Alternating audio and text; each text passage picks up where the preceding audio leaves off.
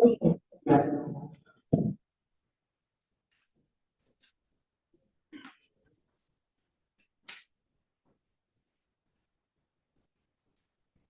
you.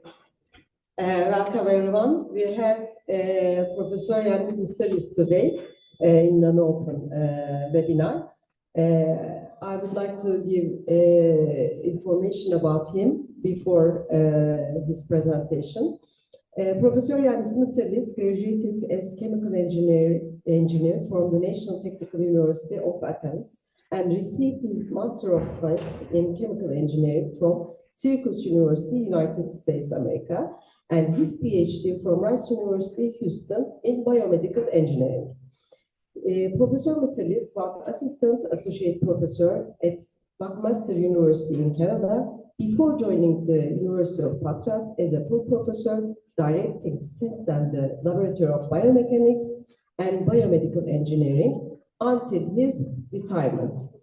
Professor Missirlis has served as Vice Rector of the University, as a member of the European and the World Council of Biomechanics. In 2019, he was elected a Fellow of Biomaterials Science and Engineering.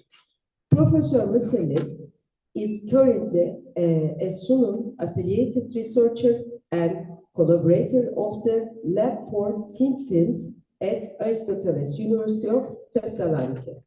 Yannis Hocam, welcome again. The floor is yours. Thank you. Thank you very much for this introduction. I think it is the fourth time that I come to give a talk in this place at SUNUM. The audience is split between real people and someone I don't know who are.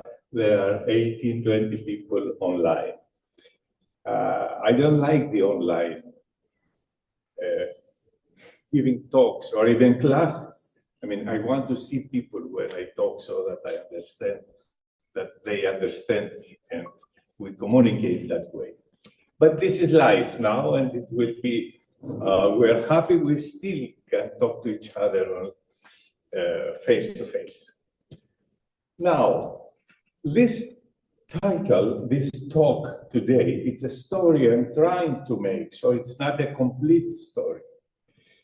And you will understand while I'm talking why it is not complete, especially in the second part. As you can read here, I'm talking about mechano-chemical information, that is mechanotransduction in cells, but also about emergent properties in multicellular organisms. And you will understand why I make this combination, because it bothered me for about 55 years I'm doing research. How come we cannot connect what is happening in this small world to the big world?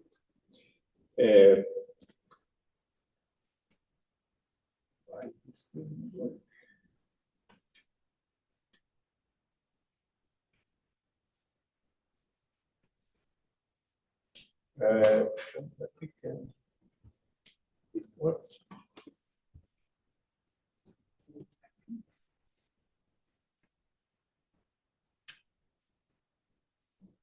Oh, now it works. Okay. Now, as you heard, I did a PhD at Rice University, and at that time, I was trying to understand how the structure and function of heart valves relate to each other. So what we did, I was receiving, well, sorry for that, fresh human hearts after somebody was shot dead, United States, that is, the night before, and I had to dissect heart valves to first look at them. Examine them under electron microscopy, scanning electron microscopy, see their structure, and then understand its mechanics. So I had to do tensile tests, decompose this composite material that is the leaflets of the heart valve, study in tensile testing the individual components, and then attempted to describe the whole from its parts. The pioneering work for that in many organs of the body is late Professor Weissifant. And as you will see here, for example, I would take this. This is the whole thickness of a heart valve, and you see the histology of that. That is a leaflet of a heart valve. And it is a dynamic thing. Until then, most people did static testing. But we know our hearts, our valves, work all the time. It's one of the organs that you cannot stop to put oil to continue working. It continues working all the time. So we could have a strip of this leaflet in different directions.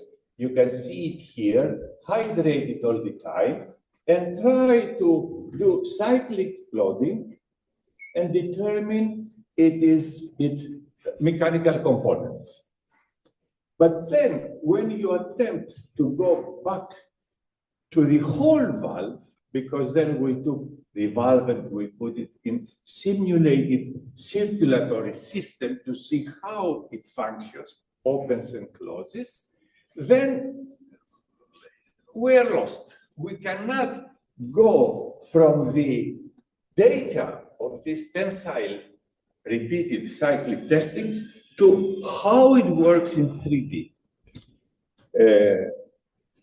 Later on, I went to study the mechanics and rheology of blood when I took an assistant professorship at McMaster University, where there before me was Evan Evans, a pioneer also in the micropipette aspiration technique by which you manipulate cells.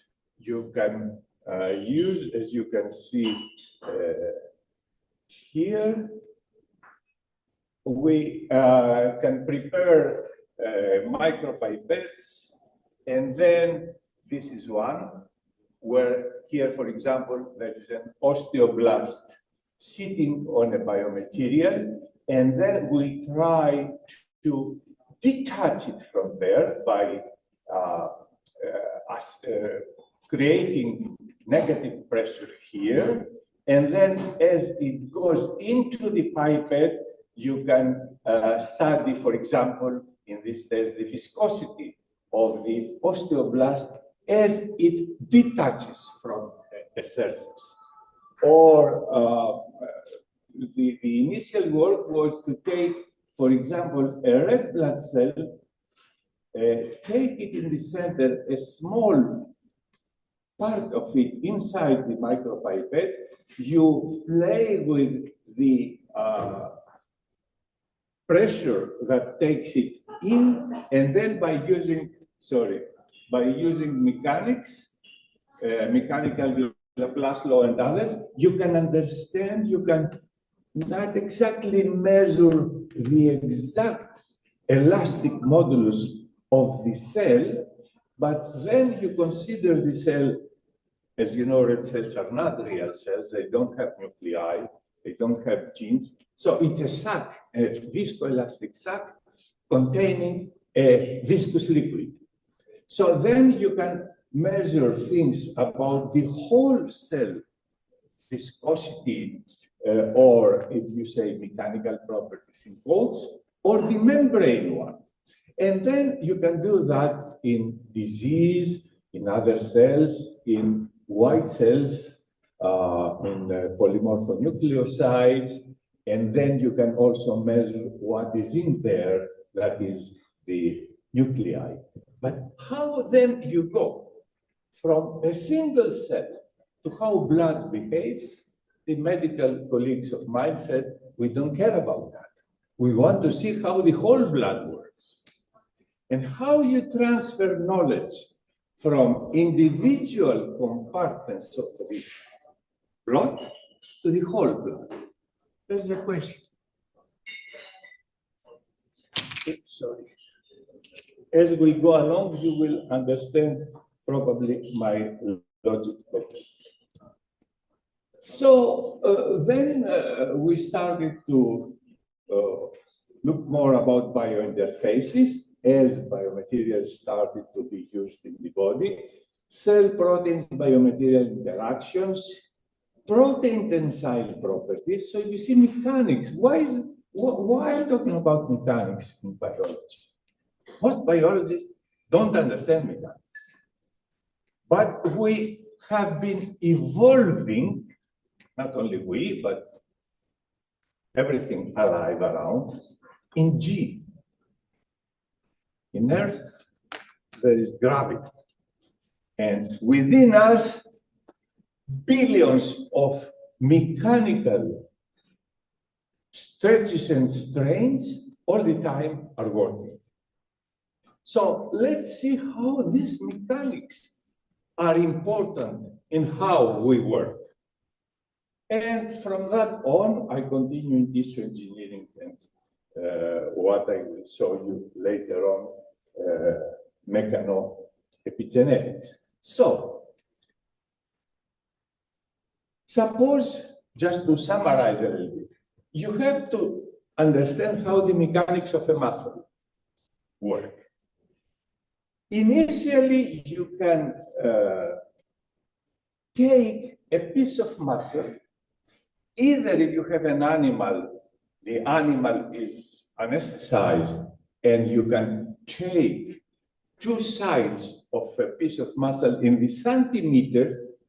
You can see that you can have a system to measure the mechanics of a muscle from here to there, but in the centimeter level. And this is something you can see yourself. You can see the stretching and all that, and you can have transducers to measure mechanics. But the muscle is composed of fibers, and fibers are in the millimeter level. So you have to detach one muscle fiber, and then you use other mechanics. You have this single fiber attached between two grips, and then you can do that. So this is uniaxial mechanics, but muscles are not uniaxial. So already you see we subtract from the real workings of our muscles. But then we know that fibers are made out of myofibrils, which are in the micron level. How can you take a myofibril and do the stretching? So we cannot have a mechanical device to catch it. So we use optical tweezers. So again, physics helps to hold this in space. And then, I don't know if this works. But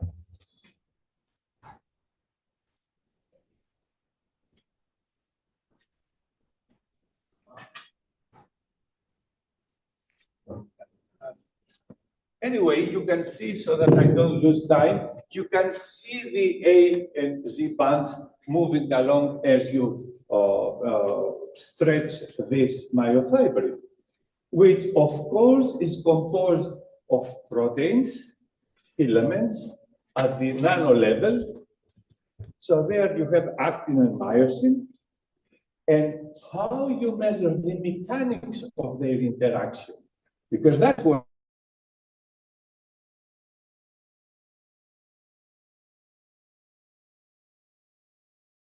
as a system. You have, say, this green ones is parts of myosin. So this is the heavy meromyosin.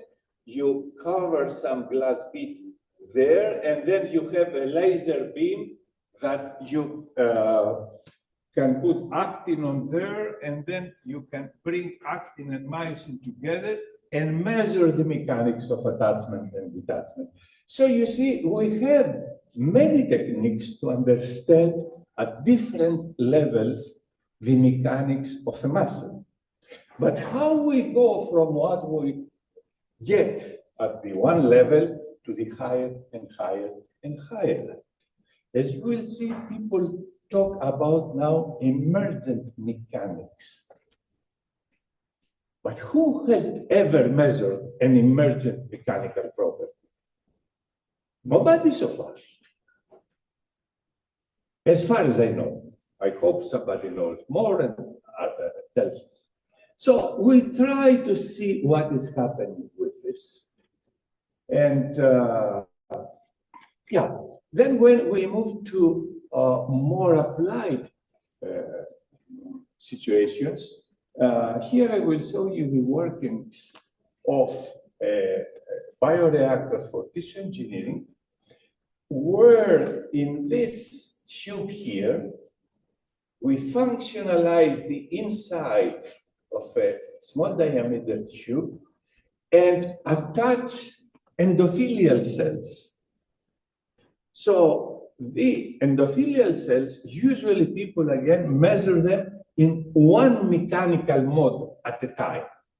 So as you will see here, we try to put on these endothelial cells 3 to 4 different mechanical stimulations. Stretching the tube, flow on top of them, rotating it very fast to create microgravity, and you can put also bending, because in real life, my endothelial cells at this moment and yours in all types of vessels, as we move, as we even breathe, they take and have to respond to a combination of mechanical signals, not only one at a time. And I'm not going to show you, this is another talk. You can see how it turns here. There is flow, you can see the flow and the stretching. Sorry.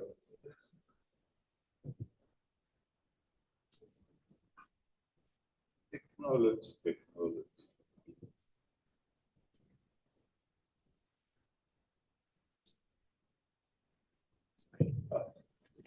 I don't know how to do that.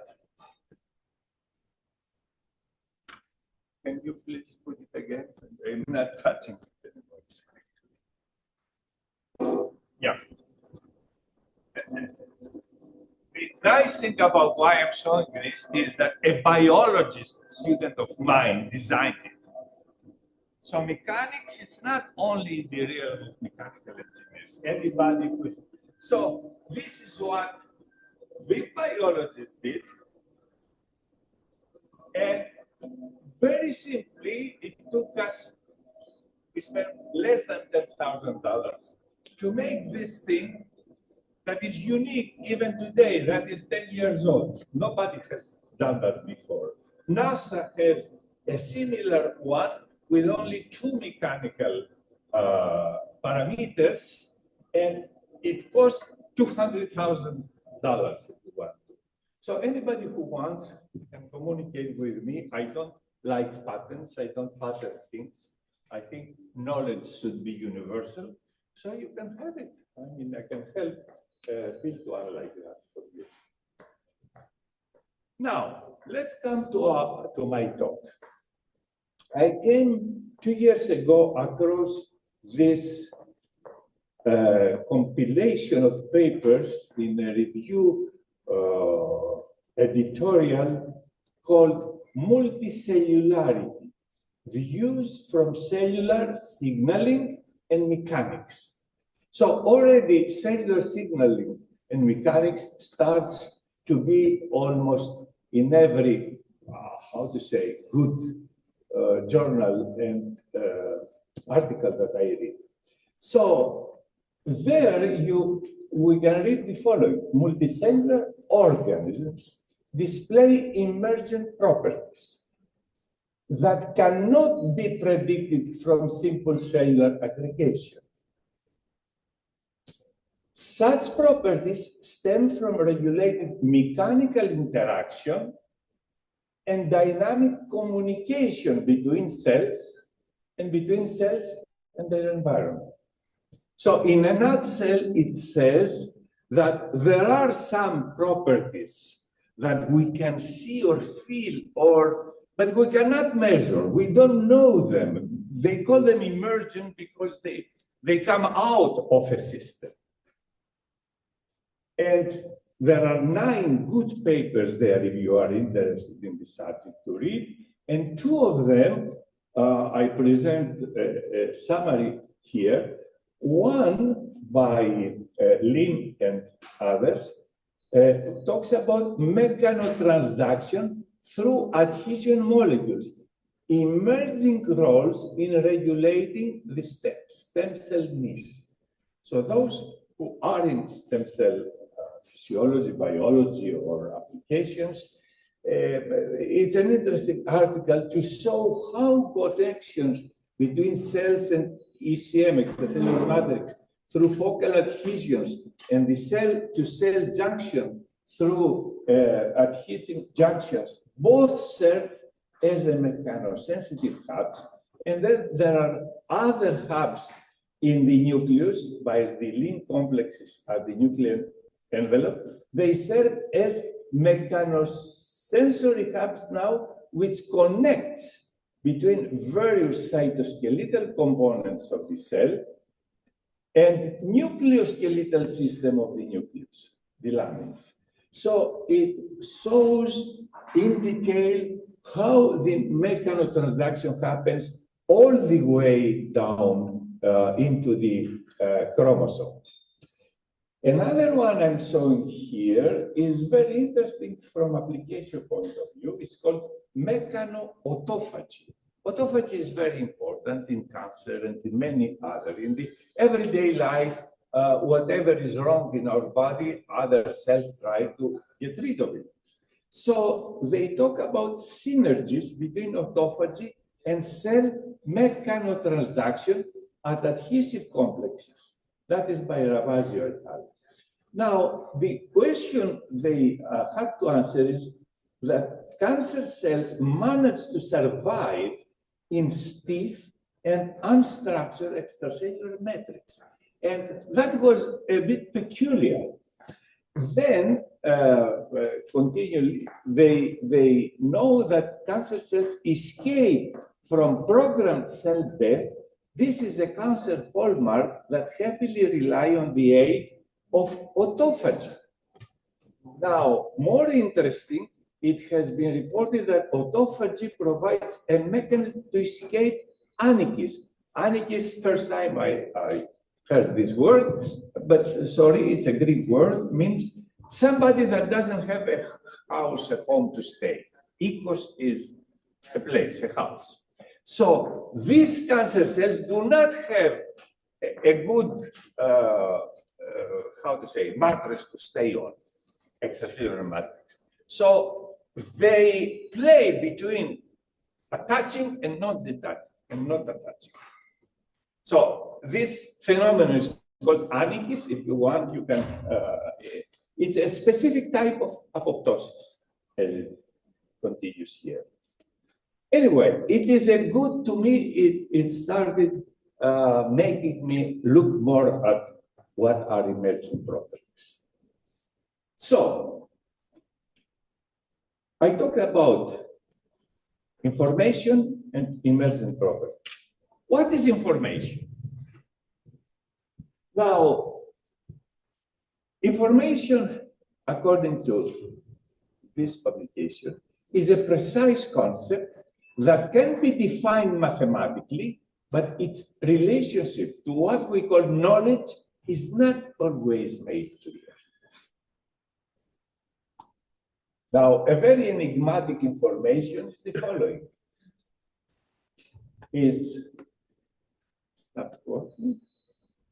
What you don't know minus what remains to be known, given what you know.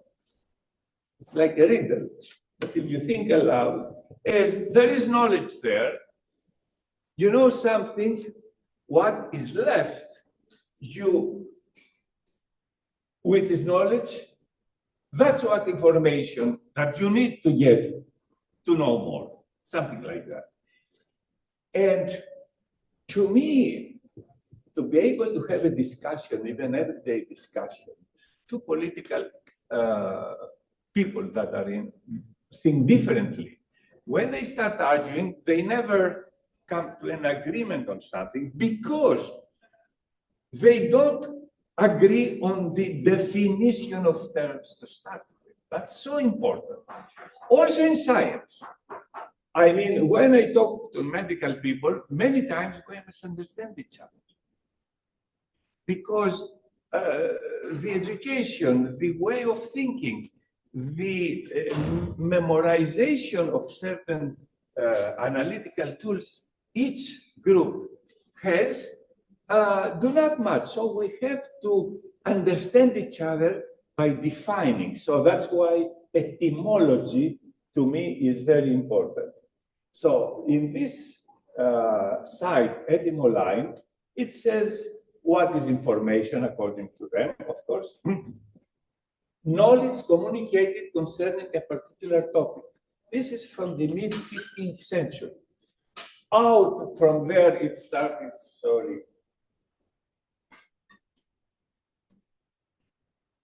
Yeah, to have information theories, information technology, information overload is now 40 years, 50 years ago. And now this overload is super overload. We all know that there is so much cold information that surrounds us. And we sometimes, this information we confuse with knowledge that is, our brain cannot really put something, have a tool to understand what is real and what is not. So information, is it knowledge, facts, intelligence, message, signal, storage, communication. But nowadays we have misinformation. We have disinformation, which is misinformation, but designed to tell lies. And in real life, an example is that proper DNA is a regular information and mutated DNA is misinformation in the body. So information is something that can be defined, and each one, according to the way of thinking, each one of us has a different concept of what is information.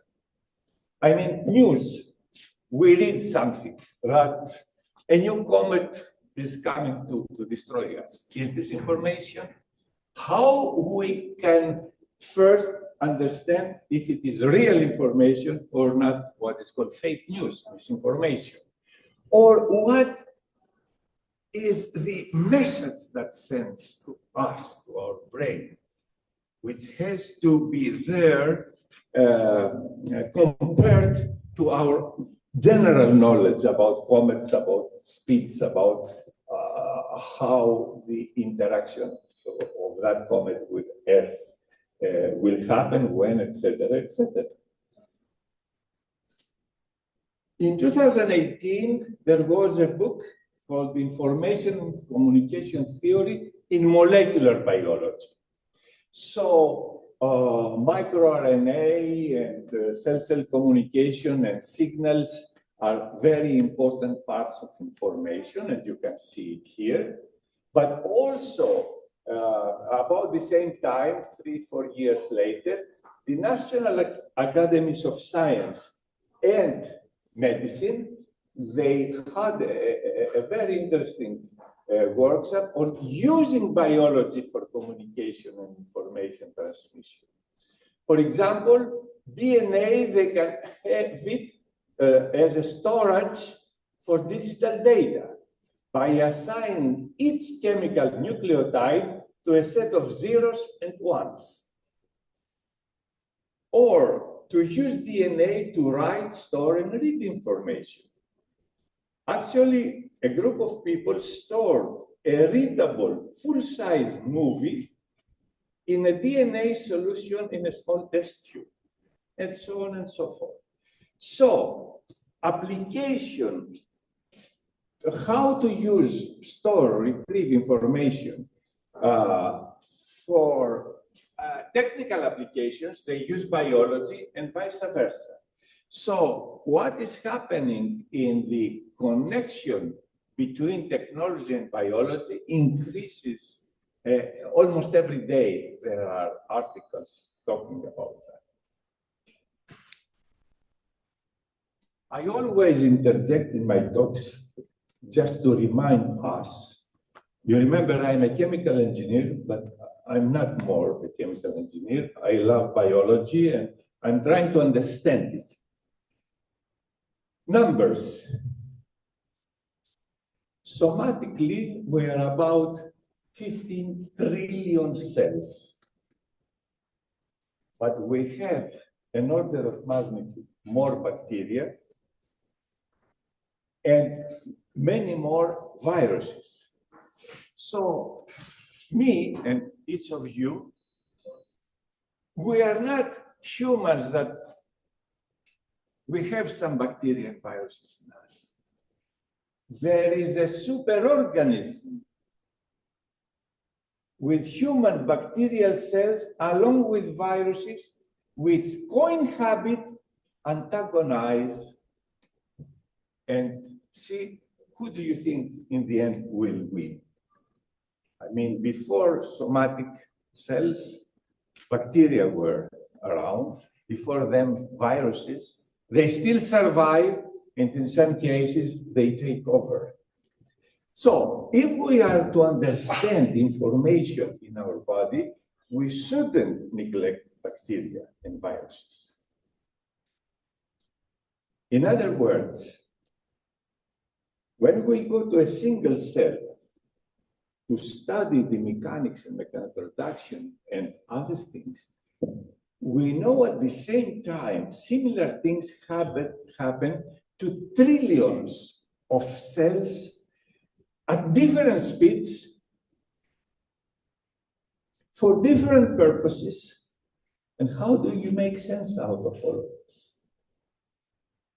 And one more difficulty, you have so many fast changes of what you want to study. For example, number of cell divisions in average human life is this crazy number.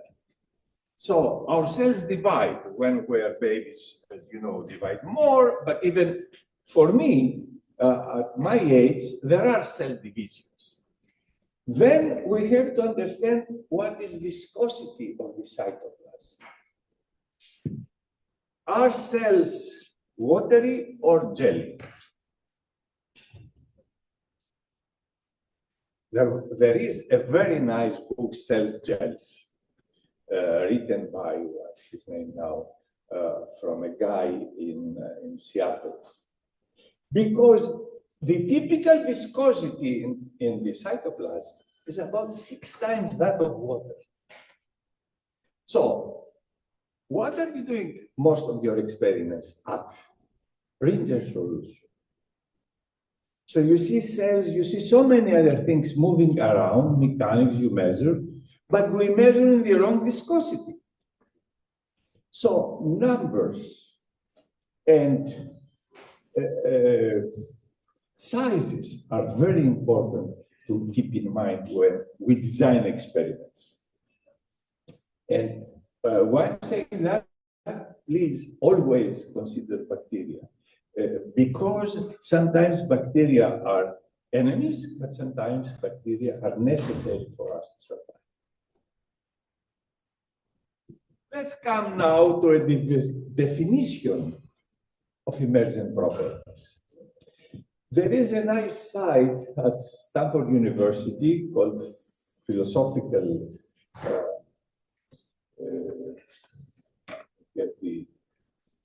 well, this is the site, plato.stanford.edu. And for emergent properties, they characterize them as following. Emergent entities, properties or substances, arise out of more fundamental entities and yet are novel or irreducible with respect to them. It's a very qualitative definition. It is very inclusive, according to me, but qualitative. They say arise. Where from they arise? But also important is that they are novel. So you cannot just think what are the properties of the parts. So something comes out of there, and I have another organization on top of that.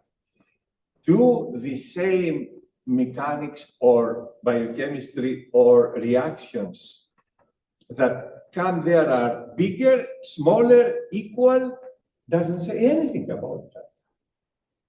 Now, in another entry, talking about systems biology and synthetic biology, they define emergence in the context of system biology. Typically means that systems properties cannot be explained from the properties of the parts. And I'm sure you have heard many times that the whole is more than its parts. I mean, even the old guy Aristotle had said that many times, 2,000 years ago and more. Now, there is another a site, so it's not a typical, say, how you call this, web page, but it's called Neo-Cybernetics, this site, which they talk about the following. The concept of emergence challenges traditional reductionist approaches to biology. And biology in the last 100 years is full of reductionism.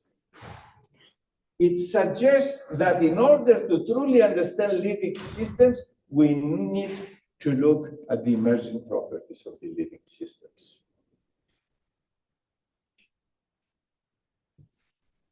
One person related to this site tried to say what are emergent properties at all levels in biology. For example, at the molecular level, he says the three-dimensional structure of proteins, which results from the linear sequence of amino acids, is an example of emergence at the molecular level.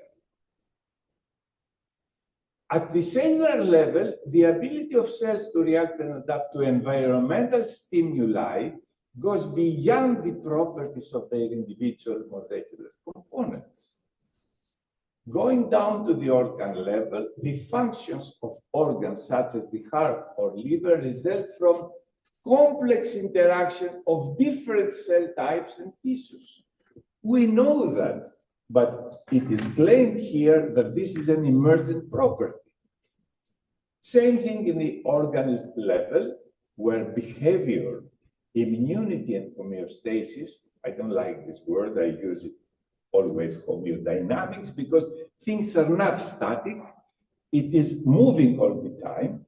So this behavior, for example, are emergent characteristics of the entire organism. And then we go all the way to the ecosystem, and we can see some manifestations of emergent properties that go in the wrong direction, climate change, etc., these days. Let's go back to the single cell. So here is a drawing of a cell on a surface. Here, at the focal adhesion points, and this focal adhesion is magnified here. So what we see, if this is this surface. Below, there is an extracellular matrix.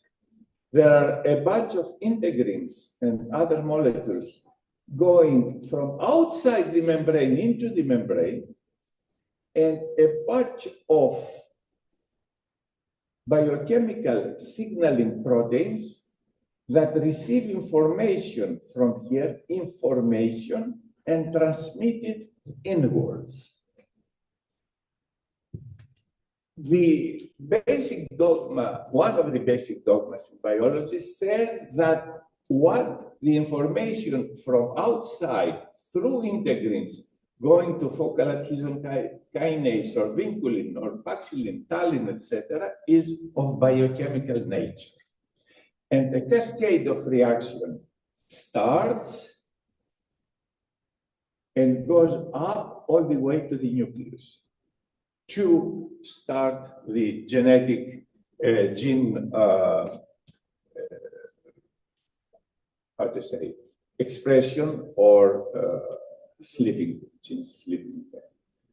Now, recently, a group of people, and I'm part of this type of thought, is that because there is mechanics always outside, and many of these proteins can be stretched and are stretched, there is also mechanical signaling that goes directly through the microfilaments, microtubules, and intermediate filaments all the way to the nucleus.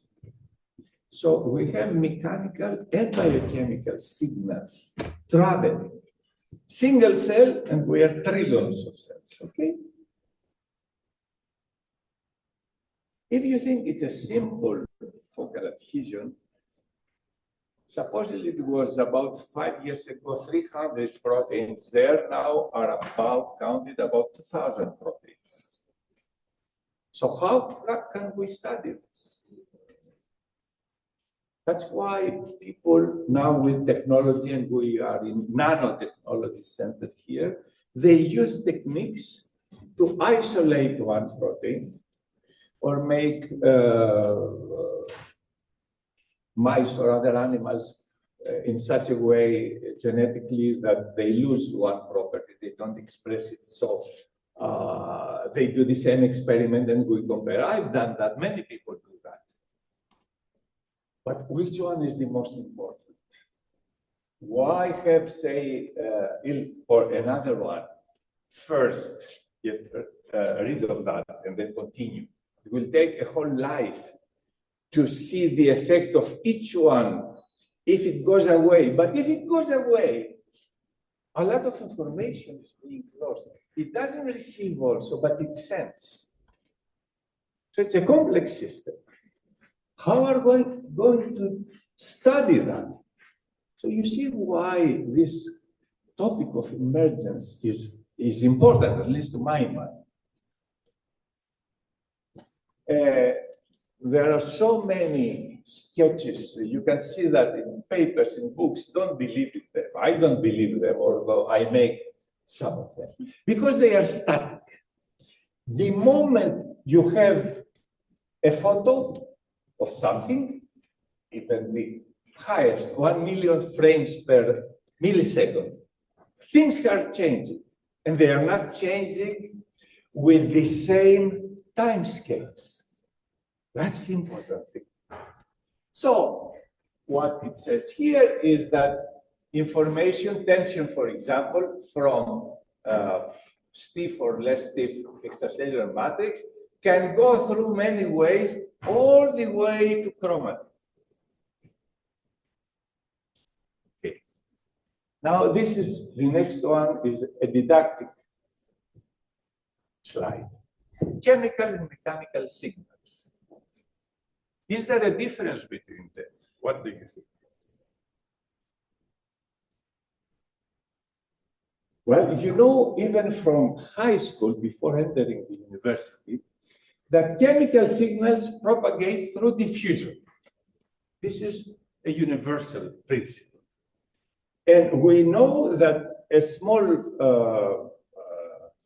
particle of salt or a big protein each one has their own diffusivity coefficient. And we know Fick's law, which says the speed of moving depends on the coefficient, diffusivity coefficient and concentration, among other things, same temperature, etc. Now, there are calculations that tell us that a molecule needs between 1 and 100 seconds to travel 10 microns by diffusion. And this has been published. So suppose 10 seconds for 10 microns. Mechanical signals are transmitted through the deformation of the cytoskeleton along actin filaments, microtubules, and intermediate filaments. Now, the speed of the mechanical signals depend on the elasticity of the cytoskeleton. So, how much actin is polymerated in the cytoskeleton, how stiff it is or less stiff, also all the other filaments, that will give the main speed of a mechanical signal. Calculations tell us that the same distance, here it took 10 seconds, the mechanical signal will go in sub-second time scales. So they are much faster. Is that good or bad? It is important. Because signals can be transmitted over long distances and broad areas and to different organelles through the network of elastic actin cytoskeleton. And what is more important, although this is known since many years ago, Grinnell from Dallas had published that, when the majority of thinking says, this is not important, people don't follow. And that's crucial, especially for young researchers, to realize that. I mean, don't take for granted even a Nobel that says this is true. Now, that's the best slide because I made it. What it tries to say, this one, that a cell sitting on an extracellular matrix and being attached to another cell while things are flowing back, there are so many things that happen. So, in junctions proteins, in cell extracellular matrix information, flow change opens ion channels, the cell membrane is stretched, and all that, there is an integral part of information that goes all the way to chromatin. Now, if mechanics go first to chromatin, and then biochemical signals come, what happens? It is the chromatin, nothing can enter there if you cannot write over it. So mechanics is there to facilitate the attachment of, say, acetylation or methylation or any epigenetic biochemical entity that is there to go to a gene and make it dormant or not. That's what I call mechanoepigenetics. Some people like it, the majority have not even heard about what it is. You know about exosomes that give so much information around, but companies usually try to use them for cosmetics or any other non-essential thing in life. What this important paper for me says also is that if a cell produces exosomes from a mechanical stiff area, it gives this information, not only microRNA and DNA, etc., where it goes, but also the information there is, I came from a stiff area. And that in cancer research is very important because cancer cell exosome microRNA can transmit the ECM mechanical force to distant cells and participate in the construction of the extracellular matrix there.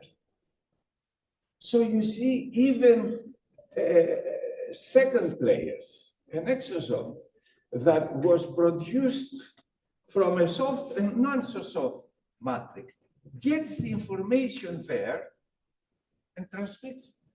So mechanics is important. Again, I'm trying to emphasize that. Okay. Now, this recent article talks about a specific emergent property, emergent mechanics.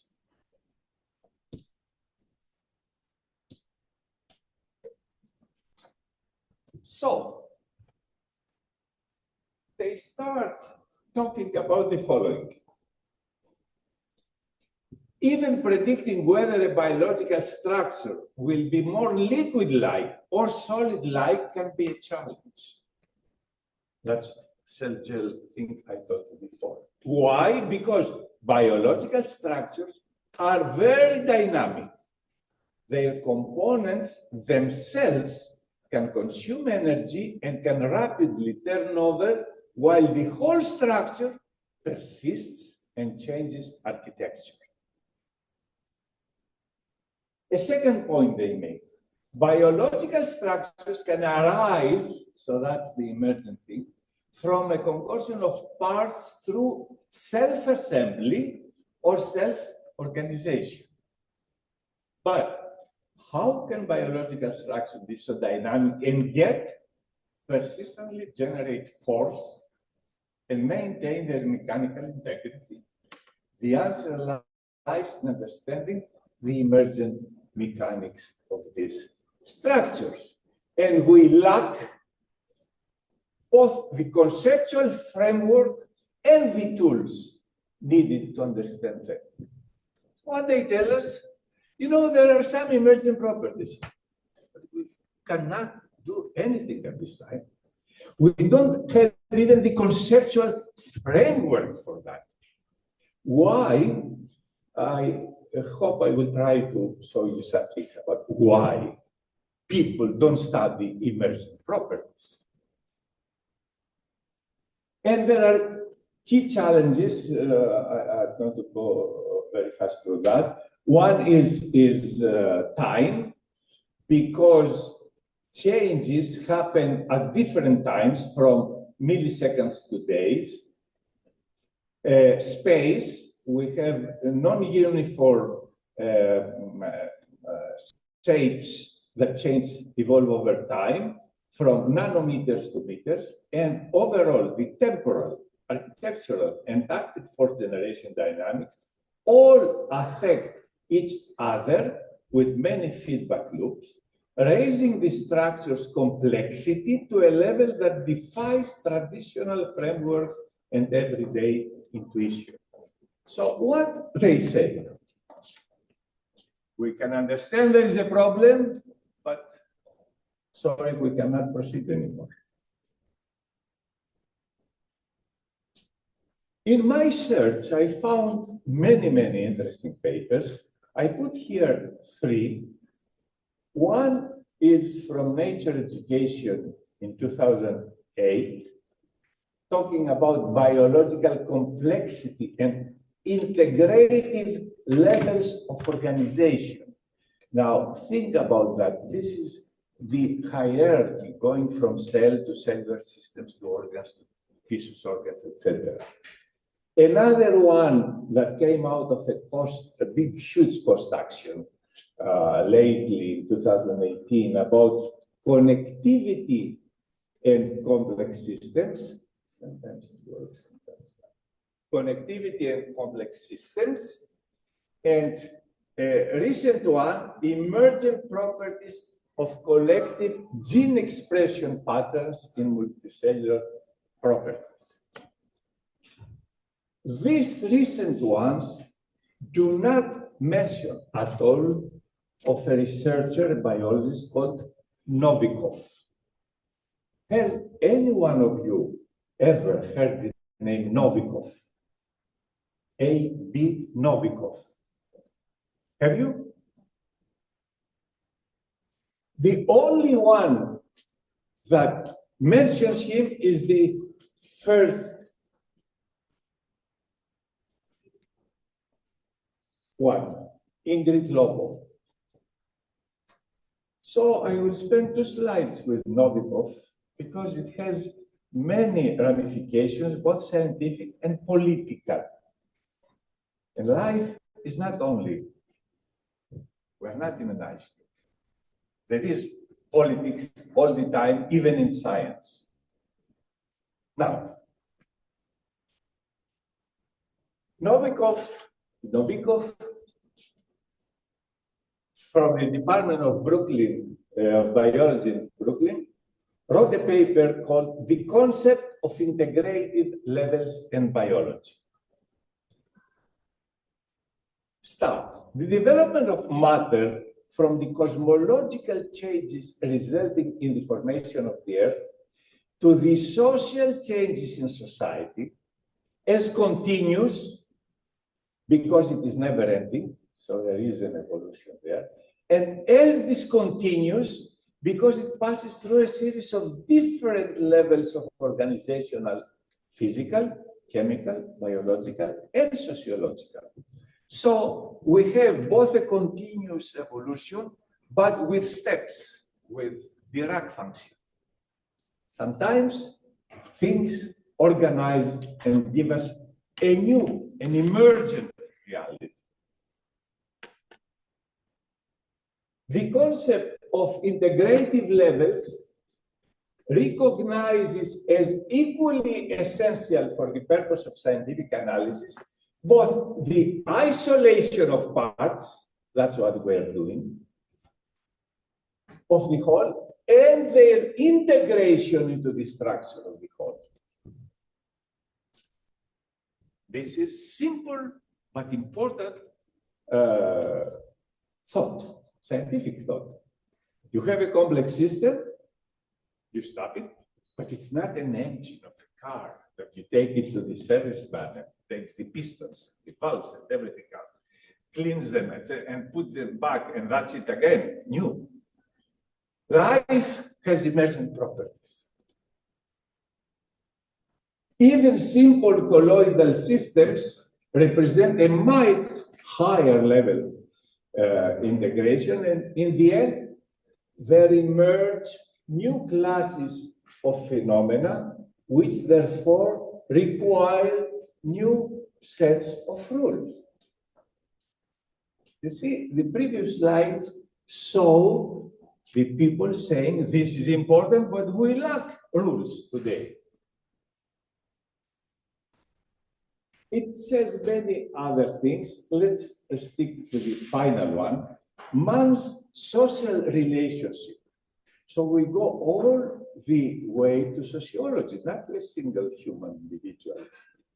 Represent a new level higher than that of his biological makeup. Now that is important because I hope no one of you is Nazi, but the Nazi philosophy in the 30s and 40s said that the Aryan, the biology of people, make them whether good or bad. This article was published in 1945. That's why I didn't put it in the beginning. In Science, by this guy. Now, he was born in Russia, 1913. and emigrated his parents to the US after the Bolshevik Revolution, so when he was 12 years old, 25 or so. In 31, he got a Bachelor of Science from Columbia. Bachelor at the age of 18. He started teaching. He got a PhD from Brooklyn College, and in 1947 became a professor of experimental pathology and biochemistry at the University of Vermont. If you know, Vermont is very close to Canada, one of the most liberal states in the United States. 47. The article was published just at the end of Second World War. He is a tenured professor. In 1953, 6 years later, he was expelled from that university on charges of disloyalty to the nation. Because a few years ago, until 45, he was a member of the Communist Party of the United States.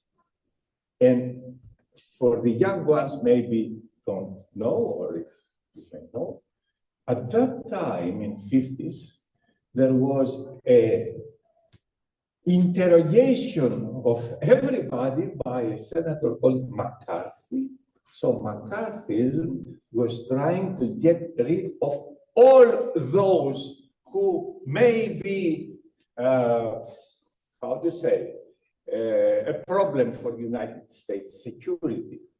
Well, things are coming, you know, these circles, historical circles are also in 2026. Don't, those of you who want to go there, you cannot get a visa easily. Or if you're there and you're come from a country that, then you're expelled. And there are, I have friends now that they are asking for my help, what to do. In 1955, Einstein helped him get a position at the new Albert Einstein College of Medicine, because Einstein, although he was a socialist, he was not bothering the authorities as much. So I give you also messages, okay? Yes. He was full professor from 1958 until his death. Now, why? What was he doing? He established novel histochemical techniques. He was one of the first to show very nice electron microscopy slides of things happening. Self-fractionization, it is his invention. He developed cancer cells of the liver called now Novikov hepatoma, now, not then.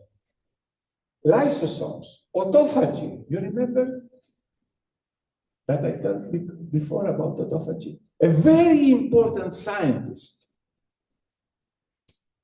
He collaborated with a guy called Christian de Duve from Belgium.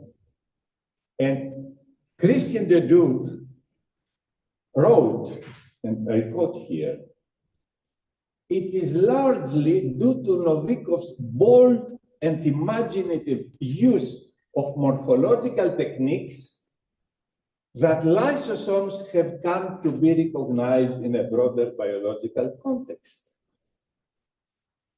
The two people collaborated for 2 decades. In 1974, de Duve received the Nobel Prize of Medicine and Physiology without mentioning Novikov at all. The FBI closed the file of Novikov. The file consisted of 822 pages. In 1974,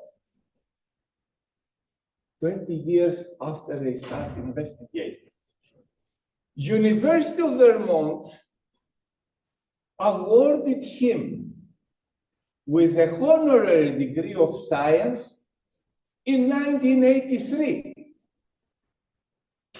praising his integrity and courage.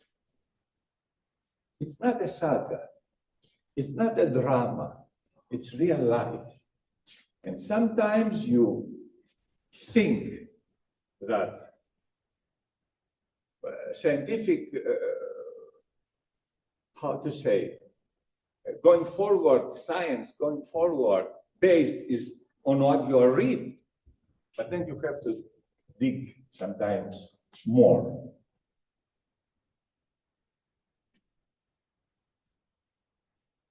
His last in that paper statements are these two. By stressing the material interrelationships of parts and whole, remember we are on emergence, and the qualitative uniqueness of each level of integration, the concept is of genuine help to biologists. Its dialectical approach, so you see, he had also a scientific method. He used dialectics, not reductionism. And if you want to learn more about the problems there, Levontin, have you heard the name? Is a great biologist, or Stephen Gould, for example, the paleobiologist, have very nice books and articles about that. However, we seldomly see them because they use words that are not very pleasant. So, dialectical approach avoids organisms, fatalism, and mechanical atomism, and helps attain a fuller understanding of such problems as the interrelationship of cellular structure and metabolism, of cell and organism in ontogeny and in adult physiology, of individual and population biologists, and of biological and social factors in the development of man's behavior, and the mechanisms responsible for organic evolution.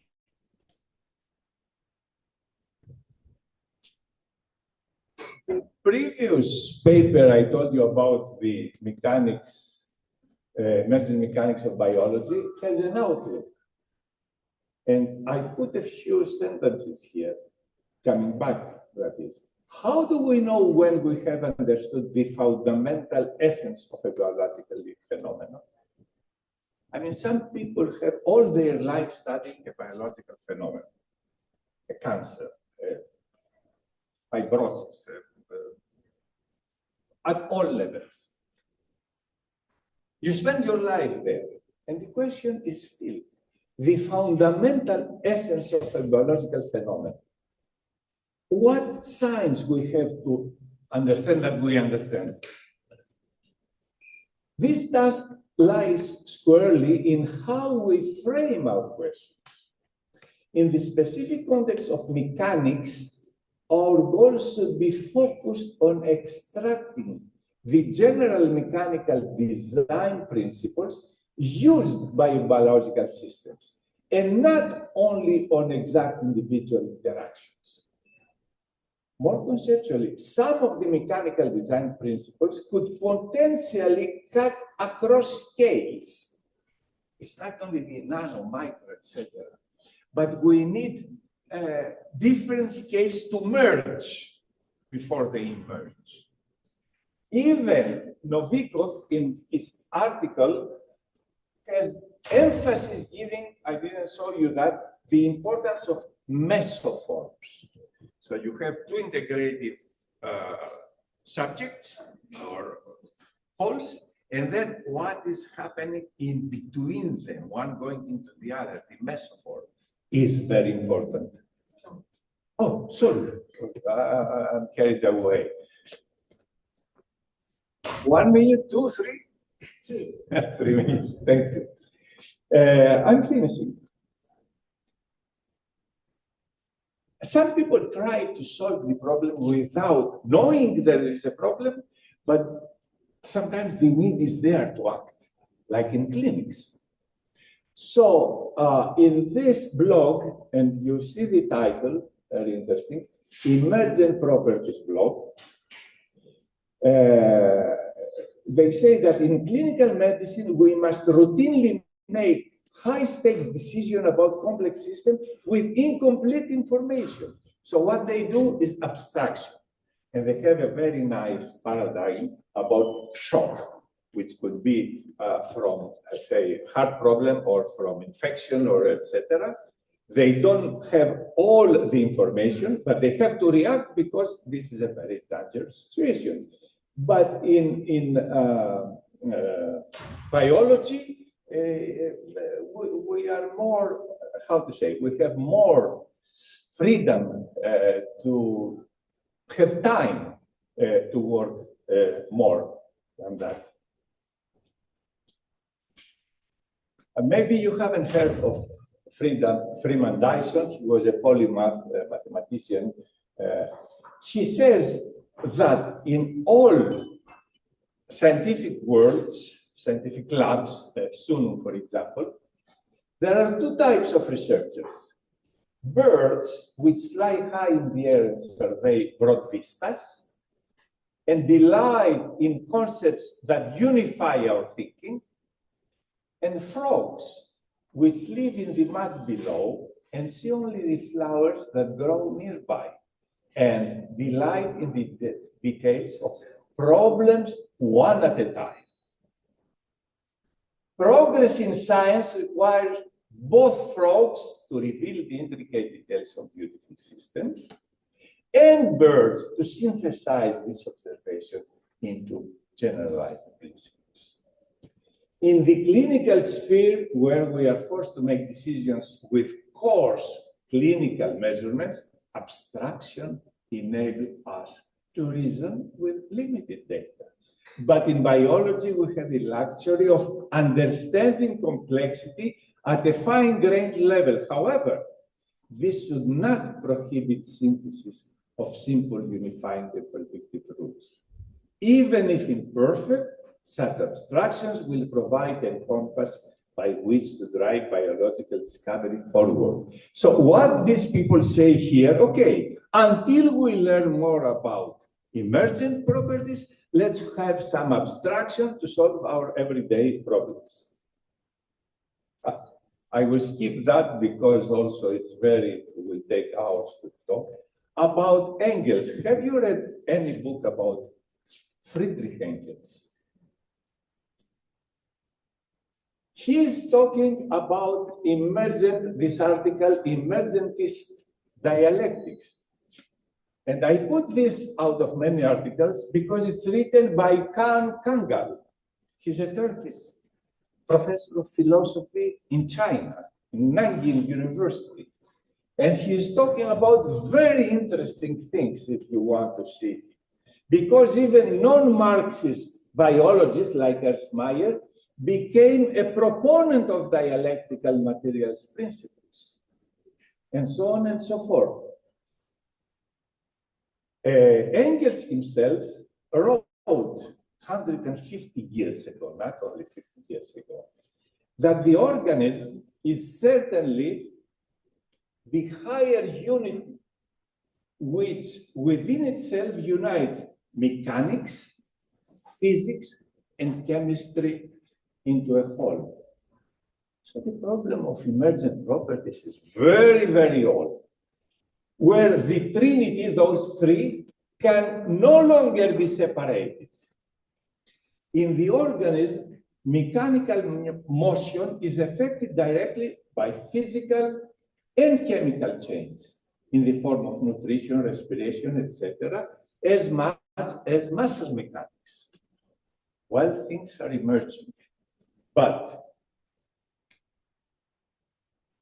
this article, that's the next to last one, I saw the same exactly in this place 2 years ago, in a talk I gave in January 2024, where for thinking about the future, I talked about interconnectivity of things, not Internet of Things, different things. when you try to understand something, action here, there is reaction somewhere else. So attempt to solve a problem, look out for creating another one. And as happens in basic physics about protons and neutrons, and you check the mass of those, the characteristics of nucleons arise out of collective behavior of quarks and gluons, that is emergent phenomena. So the thing goes on, and only if we give our hands to each other. Why did I do? Who did that? There is somebody who doesn't like my last photo. Yeah. See it online. So let's be scientific friends among others, and let's have many hands emerging to keep peace alive. Then we might understand one day emergent phenomena. Thank you.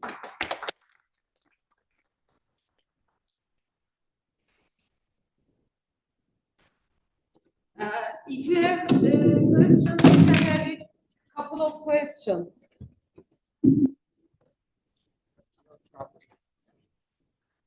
Thank you for your participation. If you have any question, we have something in chat.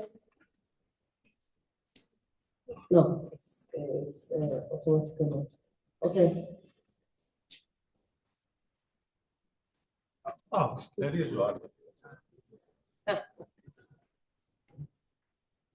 Thank you so much for this great talk. I would like to understand if we can use these mechanical properties to study the migration and the status of the cancer. To study the Cancer migration. Yes.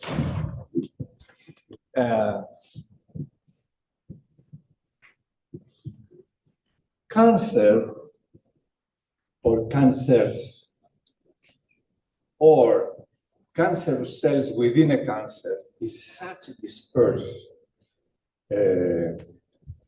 congregation of entities called cancer cells.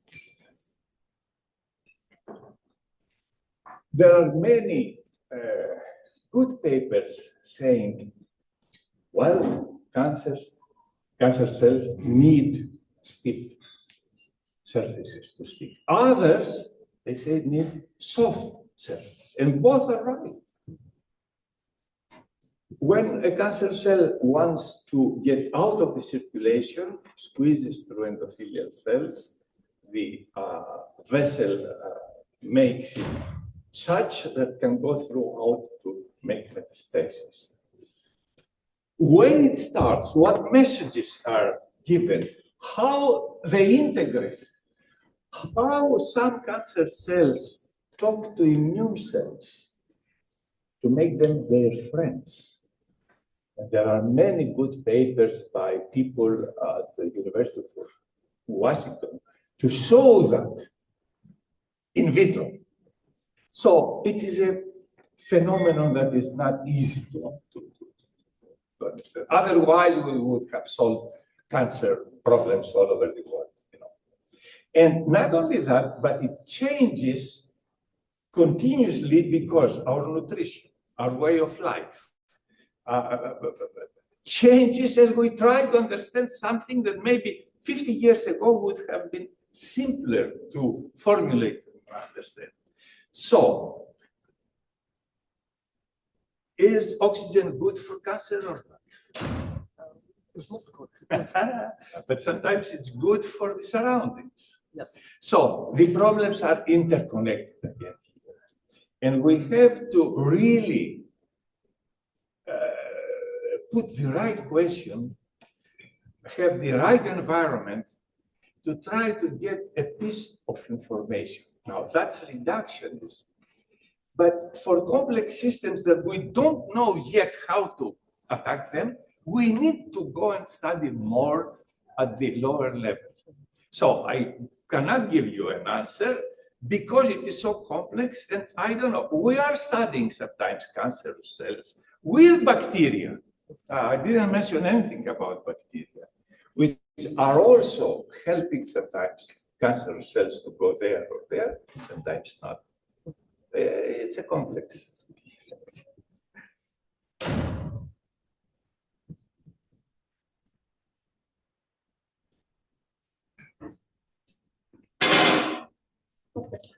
Thank you. Thank you. Thank you. Thank you. Good.